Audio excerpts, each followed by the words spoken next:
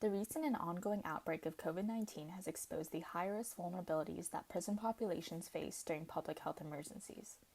Currently, those serving time under Measure 11 crimes would not be considered for early release even if they are highly vulnerable and can be safely released.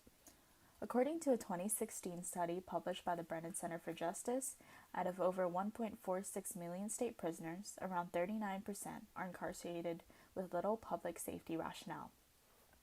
Many elderly serving prison time today are those who have been in prison for decades because of tough on crime policies in the 1990s like Measure 11. Many studies suggest that these individuals would be worthy candidates for early medical release today due to the overwhelming evidence that confirms the idea of aging out of violence. The costs of incarcerating the elderly are much higher than any other age group due to the increased medical costs and higher training of prison staff. The United States spends over $16 billion annually on incarceration for adults in custody who are older than 50 years old.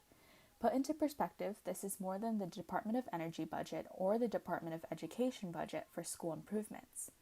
The federal government does not allow state inmates to go on Medicaid or Medicare unless the inmate is out of prison and hospitalized for more than 24 hours. In other words, the cost for this medical care comes out of the state's general fund.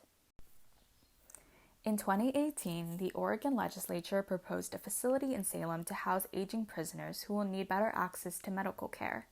This project is estimated to cost around $32 million in renovations and $11 million in operational fees. In order to curb the financial and human cost of elderly and sick adults in custody, 3 reforms need to be put into action. First, the Oregon legislature needs to pass reform that allows all adults in custody to apply for early medical release. Second, Oregon prisons need to better inform adults in custody about early medical release so more of them will utilize early release.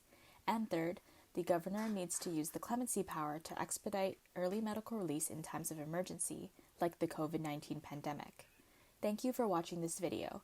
If you would like more information, please check out the report, The Growing Elderly Population of Oregon's Prisons and Early Medical Release.